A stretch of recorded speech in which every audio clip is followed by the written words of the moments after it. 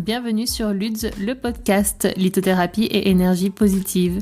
Je suis Ludivine et je vous partage ici tous les outils et les informations dont vous avez besoin pour mieux connaître les pierres et mieux apprivoiser leurs énergies. On parlera donc beaucoup de cristaux, mais pas que. Régulièrement, vous retrouverez ici des épisodes hors série traitant de divers sujets holistiques autour de la psychologie positive, de pratiques naturelles, de l'astrologie, du développement personnel et bien d'autres choses encore. C'est parti! Bonjour à tous, j'espère que vous allez bien et que je vous retrouve en grande forme pour ce nouvel épisode. Nous allons parler, vous l'avez lu, ensemble aujourd'hui des fleurs de Bach. Les fleurs de Bach, je vous en parle moins souvent que des huiles essentielles, bien évidemment, mais voilà déjà quelques stories dans lesquelles je vous en partage quelques-unes où vous demande à quel point vous êtes connaisseuse, connaisseur ou intéressé. Et dans ma dernière story, donc à l'heure à laquelle je vous parle, c'était hier, mais quand vous écouterez cet épisode, je pense que ce sera la story de la semaine passée. Je vous ai partagé mes 3 essentiels du moment, et alors là, j'ai beaucoup plus d'intérêt que d'habitude.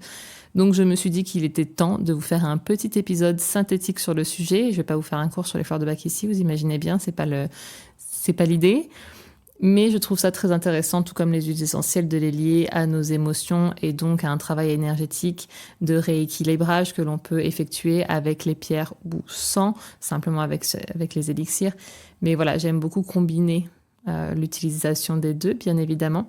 Et ce que je vais faire ici, c'est vous expliquer ce qu'est de manière très synthétique et concise les fleurs de Bach, les 7 grandes familles qui les représentent, et vous dire quelles pierres pourraient se lier à merveille avec l'une ou l'autre de ces huiles. Donc, parlons déjà rapidement de leur père fondateur, car pour ceux qui ne le savent pas, on appelle ces fleurs de Bach parce qu'évidemment, elles ont été créées par le docteur Edward Bach, donc elles tiennent de son nom, bien évidemment. Donc très rapidement, le docteur est né en 1886 en Angleterre, et c'était né d'une fratrie de 3 enfants. À l'époque, déjà tout petit, était très sensible à la souffrance humaine et animale. Et étant un grand amoureux de la nature, il se promet déjà tout petit qu'il œuvrera dans sa vie pour soulager la souffrance des êtres vivants grâce à cette dernière. Donc on sent déjà ici la quintessence d'un empathe qui sent que la nature peut nous soigner et nous aider. Et comme le pouvoir de l'intention est grand et puissant, je vous le dis toujours, il ne lâche pas cette idée et il commence des études de médecine en ce sens en 1905, parce qu'il a compris évidemment que c'était aussi la médecine qui allait le guider sur cette voie. Et après quelques années pleines de rebondissements et assez tumultueuses pour le docteur Bach, que je vous passe ici sous silence pour faire toutefois un peu plus court, il devient un éminent scientifique et médecin réputé dans toute l'Angleterre. Il découvre l'homéopathie en 1919 et réalise ses premiers remèdes floraux en 1928. Et là, il a enfin trouvé l'essentiel de sa méthode, les plantes, la nature qu'il aime tant pour soigner le vivant. Naîtront de cela 38 remèdes floraux en 1934. Et c'est d'ailleurs seulement 2 ans plus tard que le docteur Bach s'éteint, serein, disant qu'il avait enfin accompli son œuvre. Donc, les fleurs de Bach, qu'est-ce que c'est? Contrairement à des huiles essentielles, la fleur de Bach, c'est une macréation alcoolique de plantes. Là va être la différence avec une huile essentielle. La macréation alcoolique, c'est un élixir. On appelle ça un élixir floral, en l'occurrence, fait avec les fleurs. La méthode d'extraction n'est pas la même, la dilution n'est pas la même, et surtout, les élixirs de fleurs de Bach ont unique destination qu'à être ingérés. Les huiles essentielles, c'est différent, elles doivent être coupées, c'est beaucoup plus dense et les utilisations sont très différentes. C'est la quintessence d'une plante. Ce n'est pas la même chose avec une macréation ici, où on doit ingérer par quelques gouttes. Le dosage est très, très, très minime également, mais ça doit être ingéré sous la langue, d'accord? C'est vraiment quelque chose à prendre. L'idée du docteur est évidemment de créer ça un peu comme il a découvert l'homéopathie, tout simplement, mais comme, entre guillemets, un médicament venant de la nature. Donc c'est pour ça qu'il est ingéré et c'est surtout le processus qu'il a mis en lumière pour pouvoir tirer le meilleur rapidement des plantes. D'accord? Donc les huiles essentielles, c'est très différent. Donc évidemment, ça contient de l'alcool. La macréation fait que de l'alcool va ressortir des plantes. Après, c'est très très très minime parce que c'est quelques gouttes sous la langue, 1 à plusieurs fois par jour. D'accord? Et évidemment, si vous êtes enceinte, il ne faut pas en prendre, même si le dosage est très faible, ça reste fort pour le corps, ça passe dans le sang, on ne veut pas avoir de gouttes d'alcool qui passent dans le fœtus. Mais il existe des versions qui ont été créées depuis, donc qu'on trouve aujourd'hui pour les enfants, et pour les animaux, qui ne contiennent donc évidemment l'une et l'autre pas d'alcool. Si ça vous intéresse de les utiliser enceintes, vous pouvez prendre peut-être celle pour les enfants qui va venir vraiment vous apaiser sous conseil de votre médecin toujours. D'accord? Donc vous voyez juste les plantes qu'elle contient pour être sûr, mais qui en tout cas ne contient pas d'alcool.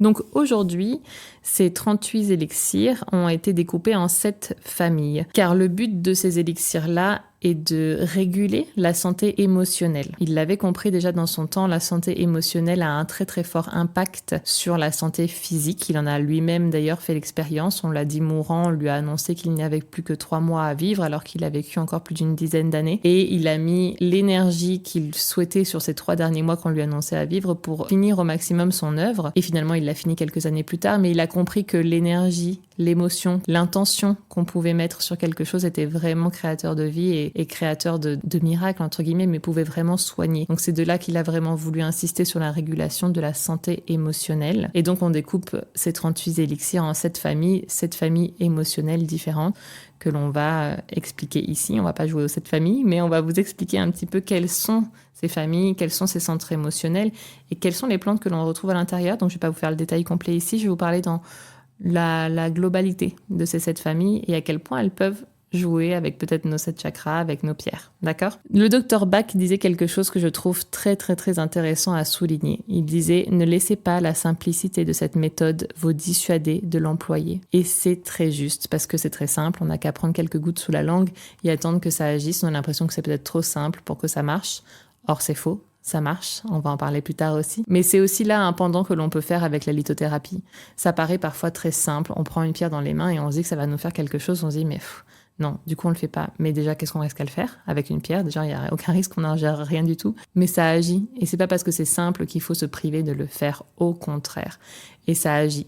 Même si on ne le sent pas tout de suite, évidemment, c'est pas un Doliprane qu'on prend qui va vous enlever un mal de tête instantanément, quasiment entre guillemets, mais ça agit. Et quand on prend le temps, quelques temps, pour observer la réaction, que ce soit avec une pierre ou dans notre cas avec les fleurs de Bach, on voit vraiment l'effet.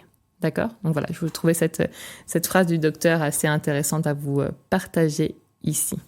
Donc quelles sont ces 7 familles maintenant? Je vous disais qu'on pouvait faire le pendant avec les 7 chakras, avec certaines pierres. Les 7 familles ne sont pas découpées et ne peuvent pas se relier complètement aux 7 chakras séparément, car je trouve qu'on le retrouve un peu de ces 7 centres émotionnels dans ces 7 familles émotionnelles, d'accord? Dans certains, on va retrouver du plexus solaire, dans certains, on va retrouver le cœur et le chakra gorge, par exemple, le chakra racine, peut-être avec le chakra cœur. Donc tout s'entremélange un petit peu, mais on retrouve forcément les 7 centres émotionnels que sont nos chakras et leur correspondance dans ces 7 familles émotionnelles des fleurs de Bach, avec ce que l'on ressent d'un côté et ce que l'on cherche à retrouver grâce aux fleurs de Bach. D'accord? Donc, je vais vous expliquer tout cela ici. Donc, nous avons ces 7 familles qui sont le centre émotionnel de la peur. Donc, si l'on ressent la peur, grâce aux fleurs contenues dans cette famille, nous allons pouvoir retrouver sérénité. Ensuite, nous avons le centre émotionnel de l'incertitude. Si on ressent l'incertitude, avec les fleurs de cette famille-là, on va pouvoir retrouver de la volonté. On a le centre émotionnel de la solitude. Si on ressent la solitude, avec ces fleurs-là, on va pouvoir retrouver une bonne communication et une ouverture. Le centre émotionnel de la préoccupation excessive, lorsqu'on est très très très préoccupé, lorsqu'on est anxieux notamment, avec ces fleurs-là, on va pouvoir retrouver une compréhension de soi, des autres et ainsi un apaisement. Avec le centre émotionnel de l'hypersensibilité, on peut retrouver un équilibre grâce à la famille et les fleurs qui la composent.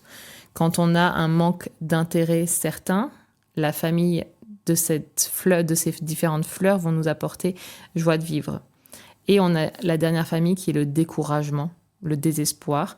Lorsqu'on se tourne vers cette famille et les fleurs qui la composent, on va pouvoir retrouver espoir. D'accord? Donc voilà pour les 7 familles qui régissent ces 38 fleurs. Je ne vais pas vous parler des 38 fleurs en détail ici, on l'a dit, c'est pas le but, mais je vais vous en parler de certaines par famille pour justement comprendre un petit peu de quoi il s'agit et comment est-ce qu'on peut réguler ça. Donc chacune de ces familles contient entre 3 plantes et 8 plantes. Donc elles ont été découpées ainsi, on l'a dit, pour les différents centres émotionnels que l'on peut ressentir.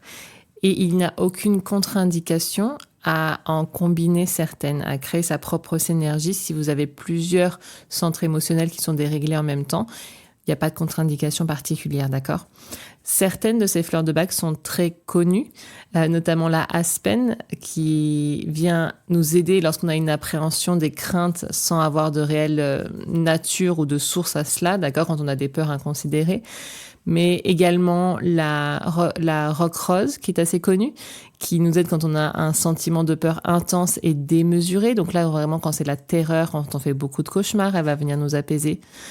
On a également la Cerato, qui est très connue, qui, elle, vient plutôt nous aider lorsqu'on a des difficultés à affirmer nos convictions, notre propre capacité de jugement, d'accord ? Dans les plus connus, on peut également parler de la bec, qui est le être en français, qui nous aide lorsqu'on a la critique facile, quand on est assez intolérant, quand on a tendance à ne voir que le négatif, d'accord ? Mais on pourrait également citer la honeysuckle, qui est le chèvrefeuille, qui, elle, vient nous aider lorsqu'on est très nostalgique vis-à-vis du passé, d'accord ? On a la holly, qui est le hou, qui, elle, vient nous aider lorsqu'on a une jalousie, une colère, une haine, un esprit de revanche et de méfiance qui sont trop en exergue. Voilà, on a beaucoup comme ça qui sont quand même très connues, très réputées parce qu'elles ont fait un travail prouvé et révélé sur ces centres émotionnels-là. Et très souvent, on se prive des fleurs de bac aussi parce qu'on s'imagine que c'est un peu comme les huiles essentielles et qu'il y en existe des milliers. C'est faux, il n'y en existe que 38. Donc c'est pour ça que je voulais aussi vous en parler ici pour vous un peu démystifier ce sujet-là et vous dire que il y en a pas tant que ça et c'est assez facile finalement de s'y retrouver, surtout qu'elles sont découpées en 7 centres émotionnels. Donc finalement, selon votre besoin, vous allez vous retourner vers une famille de fleurs et vous allez en avoir que 3 ou 8 maximum à votre disposition.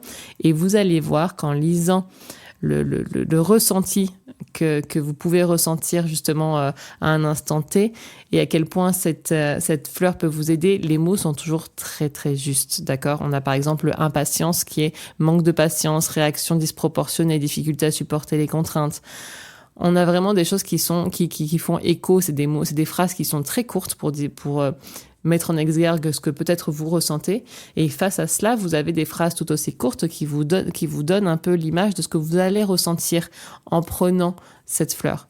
Par exemple, si on reprend notre aspen, donc qui était « je ressens appréhension, crainte, sans savoir donner de source et de nature à ces peurs et ces craintes », en prenant la aspen, on va pouvoir retrouver sérénité, confiance face à l'inconnu, par exemple.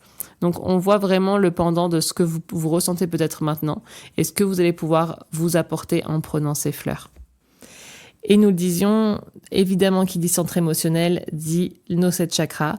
On ne peut pas, à mon sens, même s'il y a 7 familles, à proprement parler, découper les 7 familles avec les 7 chakras. Pour certaines d'entre elles, ça colle, évidemment, comme le manque d'intérêt qui est contré grâce aux fleurs et qui nous apporte joie de vivre si on en prend certaines d'entre elles.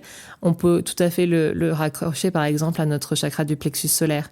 Mais en revanche, la famille du découragement, le découragement, c'est d'ailleurs la famille des fleurs de bac qui contient le plus de fleurs, elle en contient 8. Et le découragement peut avoir des sources multiples, donc bien évidemment, on va pouvoir se redonner de l'ancrage avec le chakra racine, on va pouvoir se redonner de l'entrain, peut-être avec justement aussi le chakra du plexus solaire, mais peut-être c'est le feu qui manque dans le chakra sacré. Donc voilà, c'est un peu mélangé entre tous ces chakras-là. Et c'est d'ailleurs pour ça qu'il y a plusieurs sources de découragement et plusieurs fleurs qui peuvent nous aider en ce sens. On a également la solitude qu'on peut rattacher au chakra cœur. On a l'incertitude que l'on peut rattacher peut-être à notre confiance et à notre feu, donc à la fois le plexus solaire et le chakra sacré. On a les peurs qu'on peut évidemment rattacher au chakra racine. Et on a l'hypersensibilité. C'est vrai que l'hypersensibilité, c'est très délicat. On peut rattacher ça à notre 3e œil, à notre chakra coronal qui est ouvert justement aux énergies qu'on capte. Mais ça peut venir d'autres choses aussi. Et on a également la préoccupation excessive. Donc là, c'est très, très, très souvent justement le 3e œil parce qu'on se connecte beaucoup. On se fait des films beaucoup de ce qui pourrait se passer. Ça rejoint un petit peu l'épisode sur les angoisses que je vous ai déjà fait, qu'on peut rattacher justement donc à ce chakra-là. Mais encore une fois, il n'y a pas de règle, ça peut rattacher à d'autres choses. Mais pourquoi je vous fais un peu le pendant avec les chakras ? Parce que on parle d'énergie, on parle d'émotion. Et aussi en sachant un peu à quel chakra vous allez toucher en choisissant une fleur de bac qui va venir vous aider, vous allez pouvoir vous diriger vers une pierre de cette couleur, d'accord ? Donc vous allez pouvoir vous diriger peut-être vers une pierre qui soit jaune, doré si vous avez un manque d'intérêt, une pierre verte ou rose si vous sentez la solitude pour un peu réchauffer le cœur.